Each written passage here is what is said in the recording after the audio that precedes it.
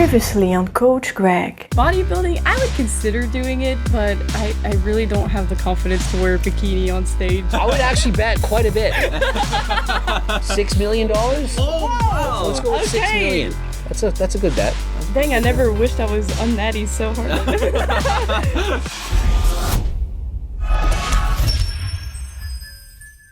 Oh, people were asking, how old are you? I've always joked that I was 98-year-old, but I'm 47. So there you have it. So you could be my dad. I literally am older than her dad. Yeah, that's true. 3 years older. Yeah, you could. You could be his older brother.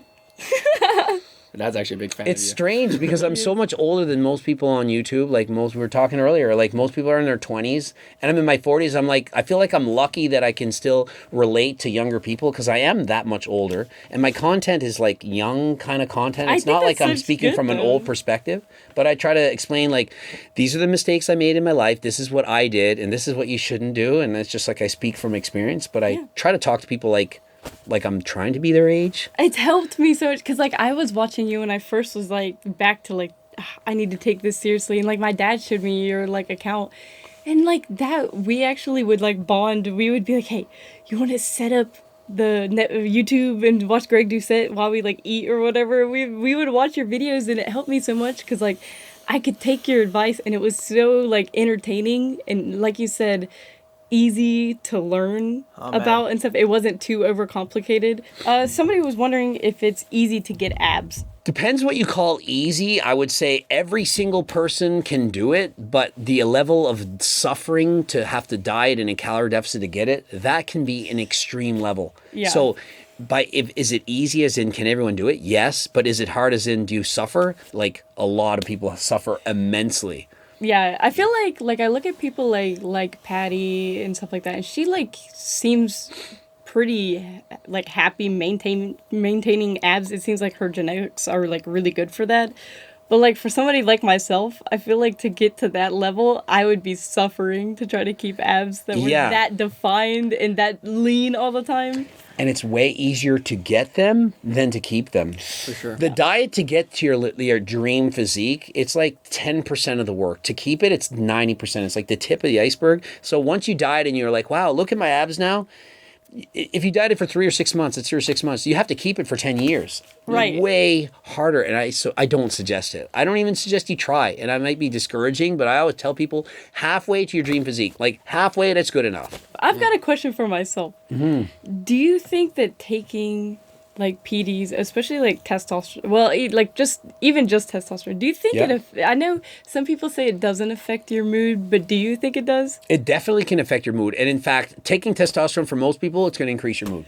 Okay. So a lot of people who are depressed or feeling low, they'll go to the doctor and they might get like antidepressants or whatever. If they just got testosterone, they're going to be like, wow. Problem is, if you stop taking it, then your mood can go down. So while you're on, you feel like Superman or like some superhero. You take it away, and you're way worse than your lowest low. I was like, do you think when you're cycling it, like at the end of your cycle, do you think it's like worse than just your average, like because you've gone off of that high? Let's say your comfort or happiness is here. You take any kind of steroid, it's probably going to go up. You're going to probably feel great. Then when you stop and you come off, you're going to be lower than you were. So you're down here, and so it's not technically addictive, but if you don't feel as good as you did, you're going to want to at least get to here, and you're going to remember where you were. Right. So even right now, I'm only on HRT, so I'm only on doctor prescribed like low dose.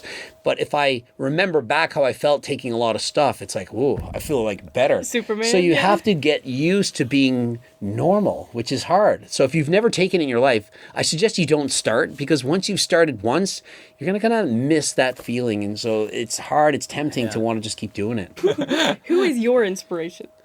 When I grew up, I was always Arnold Schwarzenegger. That was the man. That was the be all end all. And to this day, I guess it still would be like that's still the initial inspiration. You'd see him in all the movies, and it was like that was the guy in the magazines and in TV. So like Arnold to me is like the pinnacle of like the best. I feel like most people would agree with that. Like nearly. I would probably be the most nervous to talk to Arnold out of all like the big guys. Yeah, like all the different bodybuilders of the world, like that Arnold would still be at a different level. Yeah, would you ever want to like try to go to the Arnold to like meet him? I'd love to meet him. Now think of this. Jesse James did a video, and Jesse James is like 2.5 million followers, super popular. And he was like, I'm going to meet Arnold. And he spent all this time, he spent so much money like making a video to meet Arnold, and he eventually got to him, and all he could get was like a picture with him sitting down and not even looking at him. Yeah. Like he didn't even get to talk. He's like, come on, give me a like talk. And it was just like, that's it. And that's how big Arnold is. But he's there with Jay Cutler and Ronnie Coleman and like all the biggest names. He's like friends with all of them. But Arnold, it's like a different level. So what is your favorite protein shake flavor? honestly, anything that has strawberries in it. So, I mean, even if it's chocolate protein powder or strawberry, as long as I add strawberries to it, it becomes my favorite flavor. So I could vary from like a chocolate strawberry to like a strawberry cheesecake strawberry. As long as there's strawberries in the shake, that's my favorite. It's actually my favorite too. That's valid. I love strawberry stuff. Way better than like blueberries or any other. Strawberries is the best shakes. berry. Why does he sound like that? Do I just yell a lot. When I talk, I don't know. I talk really loud. Greg. I talk really loud, and that's my voice. And imagine, I was a school teacher, and I had to yell to get people's attention in the gym, and I'm yelling, and I'm like, my voice doesn't yell well. I don't have like a, I don't have like a manly, when you're with kids, you have a certain tone of voice that will make them want to listen, and I don't have that tone. Like I couldn't, I can't sound angry. Like I can't sound like when I'm talking to kids, come on kid, like it just doesn't, right. It doesn't come across that way. Yeah, I feel like we can both relate on different like spectrums, because a lot of people also ask me about my voice. They're like, oh, she's obviously on gear. Her voice is so deep.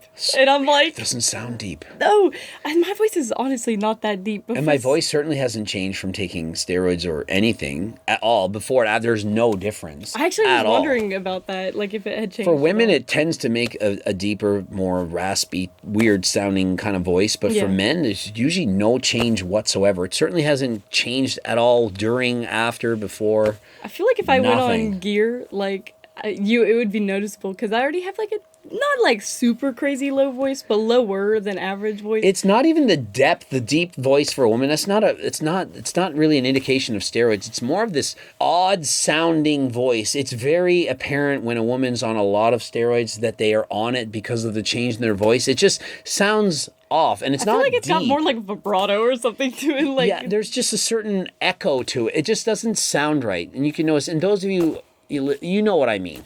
Yeah. You know what I mean? It's it just a more sounds masculine sound, even if it's not the pitch. Yeah. It's like, a woman's voice deep, that's not steroids. It's just the weird sounding. It's just off. Yeah. I can't explain it. All right. What is the training hours you do? How often do I train? Like, how many training hours in a week? That's what I was thinking. I was thinking maybe like per Training day hours. or like at an average training session, whatever it be, cardio, bike racing, or weight training. How long do you train for? All right, so weightlifting in all, typically in 7 days, I'll go 3 times, sometimes not quite 3. So like on average 3 days a week with weights, probably an hour and 15 minutes would be the average length of time that I'm actually lifting weights. Bike riding, on days I lift weights, it's usually 30 minutes. And on days I don't lift weights, it's usually an hour. Okay. So that's kind of my fitness. So I do a lot more biking than lifting weights. I used to train with weights 6 or 7 days a week for like 2 hours. But I do circuit style training, so I train my whole body. Like essentially 3 days a week. So I just go from one machine to the next. So I'll do chest and I'll do back, then I'll do legs. I just kind of rotate around. Yeah. And I just get through it. I train as hard as I can. I do a lot of like drop sets and to failure, but not as much volume as I used to. But for the most part, I love the biking more. I kind of just have to force myself to go to the gym because I'd rather bike race, but I'm like, I still want to have muscles, so I still go to the gym. Right. Yeah. Get the not fun part out of the way. Yeah. Yeah. So that's it. So bike racing is my thing. I've raced the bike 2 days in a row. I haven't lifted weights. So, but today I will. Yeah. All right. Yeah. Oh yeah. Today's We'll gonna be lift some fun. weights. Can you crush a melon with your thighs? I would assume I could. I've seen a lot of girls do it. But maybe I can't. Maybe my legs aren't hard enough. Probably. There's probably technique to it. Yeah, there probably is. So I don't know. Maybe if it's a softer watermelon. Yeah. Maybe line it up with like your knee is a little bit. I saw Eddie Hall try and he couldn't do it, or he. I saw Couldn't do maybe it? he. I Yeah, think and I'm a like, he's lot got to be of- stronger than these girls to do it. I But I'm think like, is lot there a of them trick? I think a lot of the I don't know this for sure, but I think a lot of girls slice the other side so They and have show a the little side trick that's and they not. don't see that it's got a cut. Or I always thought maybe they pick an overripe one. Or maybe Or they do. Maybe what it is that Eddie Hall has too much fat and it's too much of a. It just It kind of cushions in. compresses. Cushions, maybe and it- so. So I would say if I tried it, it wouldn't. it wouldn't break. But if a girl did it and showed me how to do it, and she taught me, I think I would be able to do it. That's Yeah. my guess. One last Oh, question. somebody said I'm struggling with gaining weight. Any bulking tips? Eat high calorie dense food. So essentially do the opposite of what I say to do in all my videos. So rather than eating strawberries, you would pick a fruit that has more calories, like a blueberry. Rather than eating popcorn that's Smart Pop, eat Skinny Pop, something with a lot more calories. Nuts instead of like popcorn. So essentially you just try to eat small amounts of food that have high amounts of calories, and it doesn't really matter that much if it's from something healthy or not. So long as you're getting a variety of nutrients, like from all 4 food groups, you can eat those extra calories from junk. It's not going to hurt. Like a lot of people think you have to bulk on all healthy stuff. Like it has to be chicken, broccoli, and rice. You just eat like a lot of it. I'm like, just have ice cream for dessert. Yeah, How like hard is that? It's easy to get those extra calories in, and as long as you're hitting your protein and stuff. I would say 5% of the world struggles with bulking and 95% struggles with cutting. And so my advice is for the majority of people, which is the majority of the world, want to lose weight. Not many people are trying to gain body fat. Like they're trying to gain muscle. Yeah. Like you probably want more muscle, but you probably don't want more fat. No. And so I wouldn't suggest he bulks up, because if he bulked up, he'd get more fat. Yeah. Now, if you had 6% fat, I'd be like, oh, man, dude, you should really eat more calories. You know, you're too lean. Yeah. But not many people are too lean. You don't need more calories to put on muscle. To put on muscle, you need energy, you need protein, you need water. And so you can get the energy from your body fat. And so if you're 20% fat, why would you increase your body fat? You can go down to 15%, take the energy from your fat, combine that with the protein, like you're eating chicken, as long as you're drinking water, and your body will build muscle. Problem is, if you bulk, eventually you have to cut. And so when you're on this diet, then it's going to be harder to build muscle because you're on a diet, versus stay healthy like where both of you are, then you'll always have an easy time. That's right. true. Yeah, and then if you bulk and you cut, like you don't just lose the fat that you gain, you lose the muscle that Absolutely. you gain too. So it's even not if you- really worth it. Yeah, even if you build more muscle in a bulk, well, when you cut, especially if you cut hard, you're going to lose more muscle during that cut, versus I'm just main gain. I'm just doing my thing here. You're on a cut. Well, who's going to build more muscle now? Right. True. Yeah.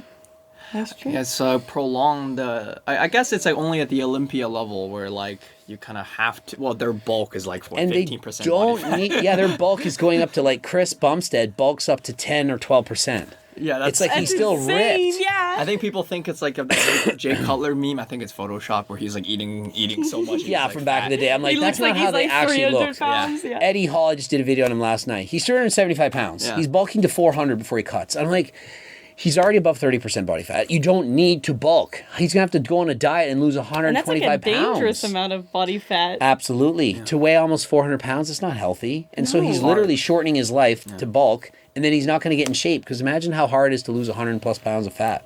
That's And a it's gotta be long hard on like diet. your joints and stuff Yeah. too. Hard like on your joints, your heart, everything about your life is going to be difficult.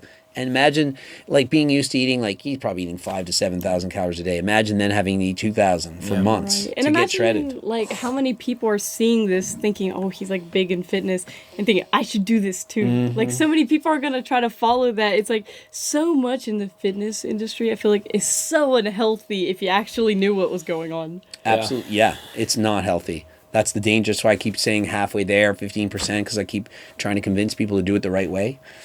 Hopefully it makes a difference. That's the interview, and until next time, we're out.